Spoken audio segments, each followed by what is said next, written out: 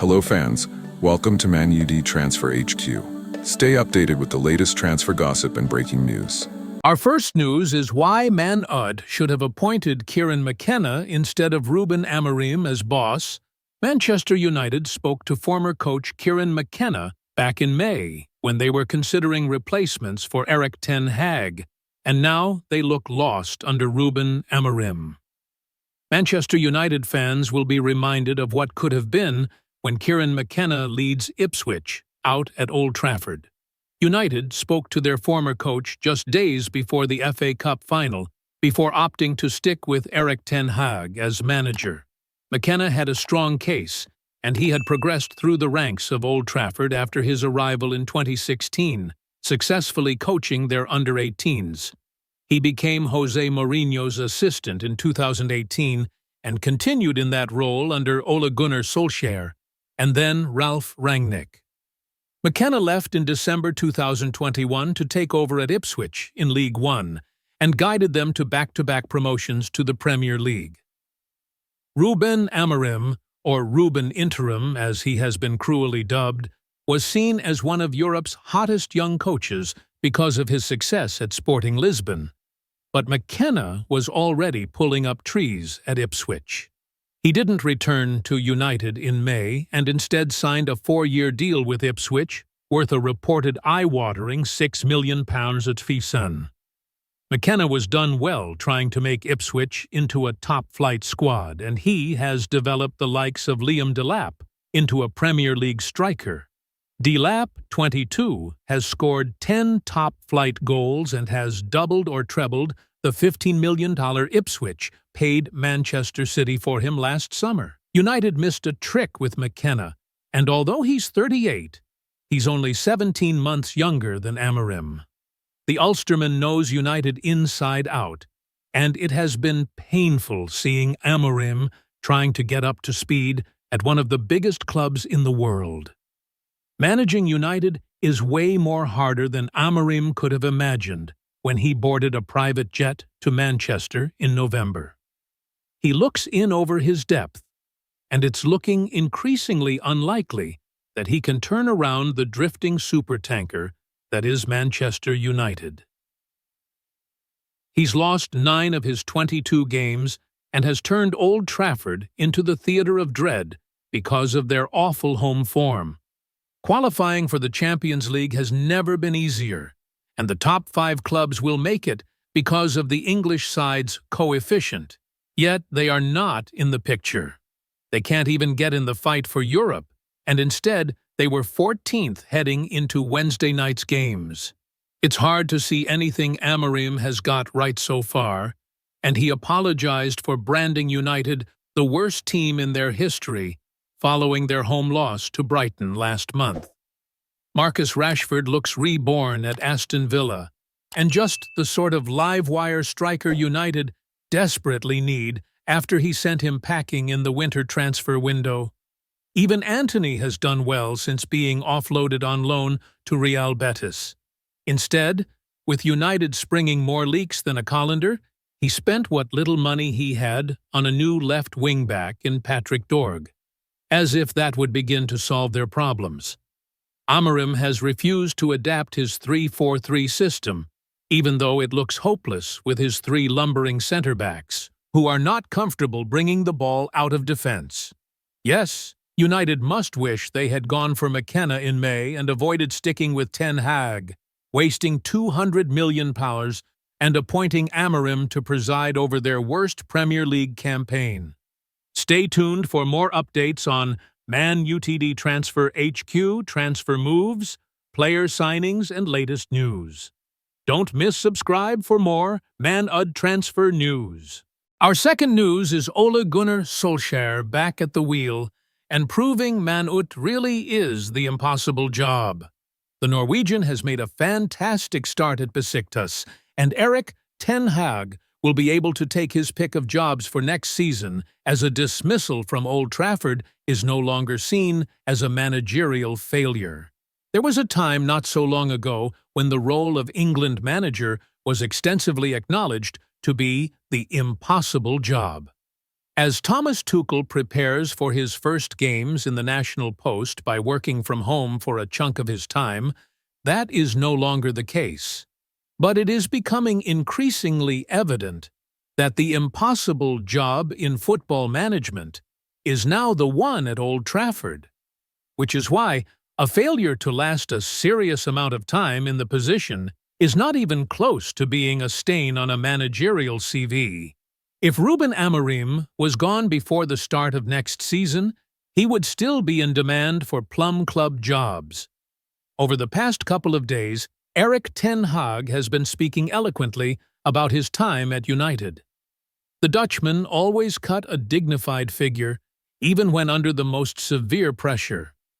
A week before his sacking, he attended a Football Writers Association dinner, despite considerable media criticism of the job he was doing, and talked about his conviction and determination to get things right at Old Trafford.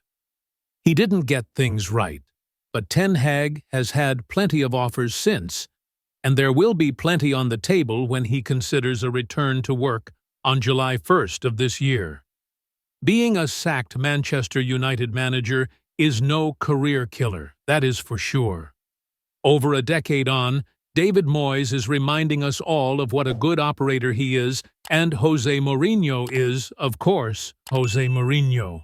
Louis van Gaal has only had one job since getting the push after winning the FA Cup in May 2016, but that was a 20-game stint as Netherlands coach, during which he did not lose a single match. And then there is Ole Gunnar Solskjaer, who had almost 3 years as United manager, arguably producing some of the team's most entertaining football in recent times, if not producing any silverware. Solskjaer, who turned 52 today, waited for 3 years before taking another job in management, but although these are very early days, he has made quite the impact at Besiktas. On Tuesday night, his side won away at Antalyaspor in the Turkish Cup, giving Solskjaer his 6th victory in 8 games in charge of the Istanbul club and his 5th on the spin. Their dreadful first half of the season means Besiktas are way adrift of the battle between Galatasaray and Mourinho's Fenerbahce at the top of the Turkish Super League, but they are only 5 points adrift of third-placed Samsunspor, with a game in hand. More significantly, supporters are flooding social media with praise for the style of play Solskjaer has brought to Besiktas. United fans loved Solskjaer and were fond of Erik ten Hag, who spoke glowingly about those supporters in the recent interview, but they were both dismissed because results were not what a truly elite club demands. The obvious response is that United has not been run like a truly elite club for some considerable time, and that is why eventual failure in the impossible job would deeply hurt Amorim on a personal level, but, in a professional sense, would be accepted as just another inevitability of managerial life at dysfunctional Old Trafford. Stay tuned for more updates on Man Utd Transfer HQ transfer moves, player signings, and latest news. Don't miss subscribe for more Man Utd transfer news. Our last news is Erik ten Hag's subtle swipe at Cristiano Ronaldo and Marcus Rashford over Man Utd strops. Former Manchester United manager Erik ten Hag has spoken out about his Old Trafford departure and appears to have aimed a dig at the likes of Cristiano Ronaldo and Marcus Rashford. Erik ten Hag appears to have taken a swipe at Cristiano Ronaldo, Marcus Rashford, and Jadon Sancho after the former Manchester United boss claimed modern-day footballers cannot deal with criticism. Ten Hag spent 2.5 years in charge of United and had public falling-outs with Ronaldo, Rashford, and Sancho during that time. Ronaldo's second stint at Old Trafford came to a premature end after he criticized Ten Hag in an interview, with the club terminating his contract. Rashford, meanwhile, was fined and disciplined by the Dutchman after he went out partying in Belfast before reporting ill and missing a game. Sancho also fell foul of Ten Hag, with the winger frozen out after he accused the manager of making completely untrue comments about his performances in training. And in an interview with his agency, SAG, Ten Hag has taken aim at the likes of Ronaldo, Rashford, and Sancho. This generation usually find it difficult to deal with criticism, Ten Hag said. Criticism really gets to them. The generation that I grew up in had much thicker skin. You could be much more direct. I was approached much more directly. If I would do that with my current group of players, I would demotivate them. If you do that to the current generation, they find it offensive. His comments come after former United defender Raphael Varane said Ten Hag was always in conflict with his players and admitted he was surprised when the club gave him a contract extension just 3 months before he was ultimately sacked. "I was surprised he stayed," Varane told The Athletic. The connection with the group no longer existed. It's hard to find the right words. It was very tense at times. Sometimes he made an effort to listen to the players' feedback. Sometimes he made decisions without listening to the players' feelings. So, there were ups and downs. It was complicated at times. He always needed an example of a player who was alone the entire time he was at Manchester. He did that with at least one important player on the team.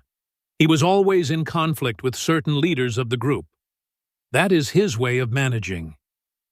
United have continued to struggle since Ten Hag was replaced by Ruben Amorim, and the Red Devils are currently languishing 15th in the Premier League, having won just 2 of their last 10 games. Thanks for watching. If you enjoyed the video, make sure to hit that like button, subscribe to Man Utd Transfer HQ, and turn on notifications so you're always in the loop with the latest transfer news and rumors. One more thing. What are your thoughts on these updates? Comment below.